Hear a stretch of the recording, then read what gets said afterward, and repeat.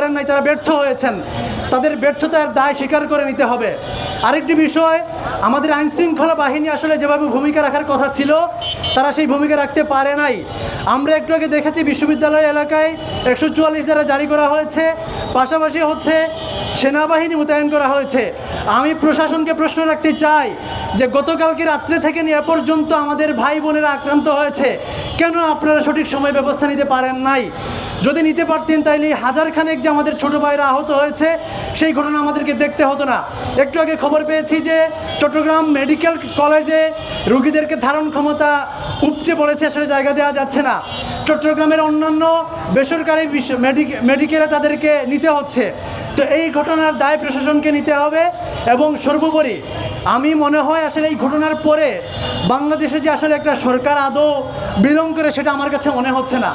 সার্বিকভাবে আমরা আজকের এই জমায়েত থেকে আহ্বান করতে চাই সঠিক তদন্তের মাধ্যমে যারা জড়িত, যে সন্ত্রাসীরা এই ঘটনার পেছনে জড়িত, অনেক ভিডিও ফুটেজ আছে, সেগুলো তদন্তের মাধ্যমে তাদেরকে সঠিকভাবে ব্যবস্থা নেওয়া হোক।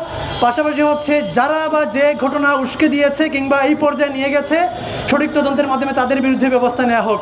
কয়েকদিন আগে চট্টগ্রাম বিশ্ববিদ্যালয়ে সো কল্ড জুলাই প্রশাসন বসার পরে চট্টগ্রাম বিশ্ববিদ্যালয়ে 11 জন মেয়েকে গণহারে বহিষ্কারাদেশ দেওয়া হয়। আমি জানি না আপনারা এই ঘটনাটার সাথে পরিচিত আছেন কিনা, বাট কেউ যদি ঘটনাটা একটু ফলো করেন তাহলে দেখবেন সেই ঘটনাটা চলাকালীন সময়ে প্রক্টরের আচরণটা কীরকম ছিল। প্রক্টর একজন বিশ্ববিদ্যালয়ের সম্মানিত শিক্ষক, তিনি প্রক্টরের দায়িত্বে আছেন। তিনি দায়িত্বে থাকা অবস্থায় বিশ্ববিদ্যালয়ের শিক্ষার্থীদেরকে নিয়ে বিভিন্ন রকম নোংরা সেক্সিস্ট মন্তব্য করেছেন। এবং দেখেন খুব অদ্ভুত ব্যাপার, সে বলেছে হানি ট্র্যাপে পড়েছে। ঠিক আছে, হানি ট্র্যাপের কথা বলে এখন পর্যন্ত সে পদে বহাল আছে। ঘরে মেয়েরা কেন 9টার আগে ঢুকে পড়ে না, হলে কেন মেয়েরা 10টার আগে ঢুকে পড়ে না? আমাদের সময়ে আন্দোলনের পরে প্রশাসন বলেছিল আমরা হলের সময়সীমা বাদ দিয়ে দিয়েছি। সেই সময়সীমা জুলাইয়ের প্রশাসন আবার নিয়ে এসেছে। বিশ্ববিদ্যালয়ের প্রক্টর যখন গাড়িতে করে ঘুরে বিশ্ববিদ্যালয়ের মেয়েদেরকে ধরে ধরে তার গার্ডিয়ানদেরকে কল দেয় যে তোমার মা কি জানে তুমি এখন রাতে বাইরে আছো, সেই জায়গা থেকে একজন দারোয়ানের এই সাহসটা হতেই পারে যে একটা মেয়ে রাতে 12টা করে বাসায় ফিরেছে, তাকে একটা চর মেরে দেয়। এই ঘটনাটার গ্রাউন্ডটা কিন্তু চট্টগ্রাম বিশ্ববিদ্যালয়ের প্রশাসন নিজে বানিয়েছে। ঠিক আছে, এটি হলো একেবারে ঘটনার সূত্রপাত যেখান থেকে। এরপরে আমরা দেখলাম যে ঘটনার সূত্রপাত হওয়ার পর থেকে এলাকাবাসীর সাথে শিক্ষার্থীদের যে ঝামেলাটা, আমি যদি একটু রাতের ঘটনাটা রিকল করি, রাতের বেলা 2 ঘন্টা পরে সহকারী প্রক্টর তাদের প্রক্টরদেরকে নিয়ে ঘটনাস্থলে যান। সেখানে যাওয়ার পরে তারা কি করেন, তারা বলেন যে কোনো ঝামেলা হয় নাই, ঝামেলা সলভ হয়ে গেছে, চলো আমরা চলে যাই। এখন আপনি বিশ্ববিদ্যালয়ের প্রক্টর, আপনি সেখানে গিয়েছেন, সেখানে যাওয়ার পরে আপনি ঝামেলা সমাধান না করে নামকা ওয়াস্তে ঝামেলা সলভ হয়ে গেছে বলে কয়েকটা দলের নেতাদেরকে নিয়ে আপনি চলে যেতে পারেন না। এবং প্রক্টর ওইখান থেকে চলে যাওয়ার পরে শিক্ষার্থীদের উপর আরেক দফা হামলা করা হয়। এর মানে বলুন তো এলাকাবাসীর কাছে কিংবা অন্যান্য মানুষজনের কাছে কি মেসেজ যাচ্ছে যে প্রক্টর এসেছে, বলেছে ঝামেলা শেষ, এরপর আমি মারলেও সেটা কোনো ইস্যু হবে না। দেখুন আপনার সন্তান, বিশ্ববিদ্যালয়ের শিক্ষার্থীরা বিশ্ববিদ্যালয়ের প্রশাসনের কাছে আচরণ করে বা তারা কথায় কথায় বলে থাকে তোমরা আমাদের সন্তান তুল্য। তো আপনি কিভাবে আপনার কয়েকটা সন্তানকে নিয়ে এলাকা থেকে বের হয়ে গেলেন আর বাকি সন্তানদেরকে এলাকাবাসীর হাতে রেখে গেলেন? এই যেখানে সোকল এলাকাবাসী কথাটা বলছি, এটা নিয়েও অনেক আলাপ আছে। এখানে প্রশ্নটা হলো যে আপনারা তো জানেন চট্টগ্রাম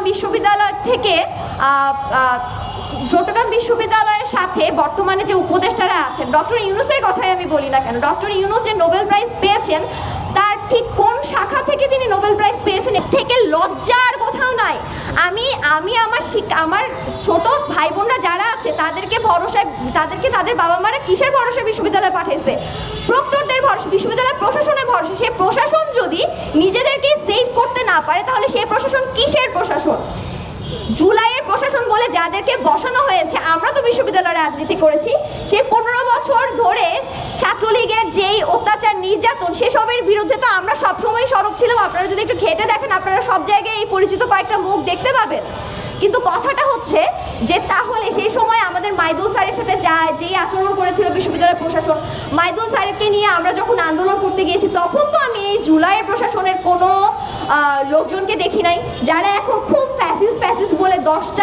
মেয়েকে একদম বহিষ্কার দিয়ে দিচ্ছে ফ্যাসিস্টদের দোসর বলে যে বিশ্ববিদ্যালয়ের শিক্ষকেরা 10 জন মেয়েকে গণহারে বহিষ্কার দিচ্ছে, সেই বিশ্ববিদ্যালয় প্রশাসনের যারা স্টেক হোল্ডার বলে দাবি করছেন, আমি একদম দাবি নিয়ে বলছি এখানে যে আমি গত 6 বছর রাজনীতিতে এই বিশ্ববিদ্যালয়ের শিক্ষকদেরকে ফ্যাসিস্ট সরকারের বিরুদ্ধে একটা কথা বলতে দেখিনি, একটা কথা বলতে দেখিনি।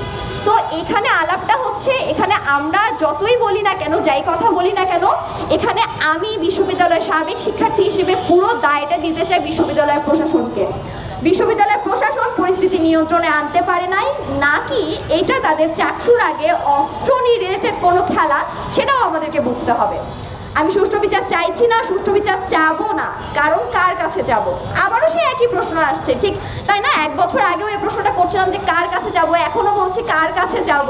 খুব ইন্টারেস্টিং জিনিসগুলো যে আমাদের সুষ্ঠু বিচার চাওয়ার জায়গাটা নাই। কুয়েটের হামলা আমরা দেখেছি, কুয়েটের হামলার সুষ্ঠু বিচার চাওয়ার পরে শিক্ষার্থীদের উপরেই যে মামলা হয়েছে সেটাও আমরা দেখেছি।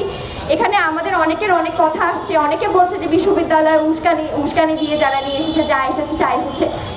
এইগুলোর উপরে সবার প্রথমে আমাদের যেটা নিশ্চিত করতে হবে সেটা হচ্ছে চট্টগ্রাম বিশ্ববিদ্যালয়ের প্রশাসন এই সকল ঘটনার পরে বিশ্ববিদ্যালয়ে বসে থাকতে পারে না। আমরা শুনি না কান টানলে মাথা আসে। আমরা যদি এই ঘটনার জের ধরে বিশ্ববিদ্যালয়ের প্রশাসনকে দায় দিয়ে নতুন প্রশাসন আনা যেতে পারে, তাহলে পরের প্রশাসনের মাথায় থাকবে যে এটা আমাকে হ্যান্ডেল করতে হবে, এই ইস্যুটা আমাকে হ্যান্ডেল করতে হবে। নট নেসেসারিলি আমি গেলাম, আমি গিয়ে বললাম যে হ্যাঁ ঝামেলা শেষ, ঝামেলা শেষ। কালকে রাতে প্রক্টরেরা যা করেছে যে ঝামেলা শেষ, ঝামেলা শেষ, সবাই চলে যাও বলে কয়েকটা দলের নেতাপার্টিদের নিয়ে চলে গেছে। এই দুঃসাহসটা সাধারণ শিক্ষার্থীদের চেয়ে দলের নেতাদের বড় দেখিয়ে তাদেরকে সেফ সাইডে নিয়ে যাওয়ার দুঃসাহসটা চট্টগ্রাম বিশ্ববিদ্যালয়ে আরও কোনো প্রশাসন যেন কখনো না দেখাতে পারে, সেটা আমাদেরকে নিশ্চিত করতে হবে। যে সন্ত্রাসী কায়দায় আক্রমণ করা হয়েছে, সেখানে যে রক্তপাত হয়েছে, এই ছবি, যে ছবিগুলো আমরা দেখেছি, এই ছবিগুলো দেখে কোনো বিবেকবান মানুষ আসলে চুপ করে থাকতে পারে না। আমরা এই ঘটনার তীব্র নিন্দা এবং প্রতিবাদ জানাই। আমরা বলছি বারবার, এই ধরনের ঘটনা এর আগেও হচ্ছে, অনেকবার হয়েছে। সরকারের উচ্চ পর্যায় থেকে একটা বিচার বিভাগীয় তদন্ত কমিটি করে এই ঘটনার জড়িত প্রত্যেককে শাস্তির আওতায় আনতে হবে। এবং আমরা দেখেছি আমাদের বিশ্ববিদ্যালয়ের প্রশাসন তারা কি পরিমাণ উদাসীন শিক্ষার্থীদের স্বার্থের ব্যাপারে, একটা নিরাপদ ক্যাম্পাসের ব্যাপারে। ক্যাম্পাসে এর আগেও আমরা দেখেছি ক্যাম্পাসে অনেকবার শিক্ষার্থীদের উপর হামলা করা হয়েছে, অনেকগুলো গুপ্ত হামলা হয়েছে, প্রকাশ্যে হামলা হয়েছে, কিন্তু কোনো ঘটনার আমরা সুষ্ঠু বিচার পাইনি।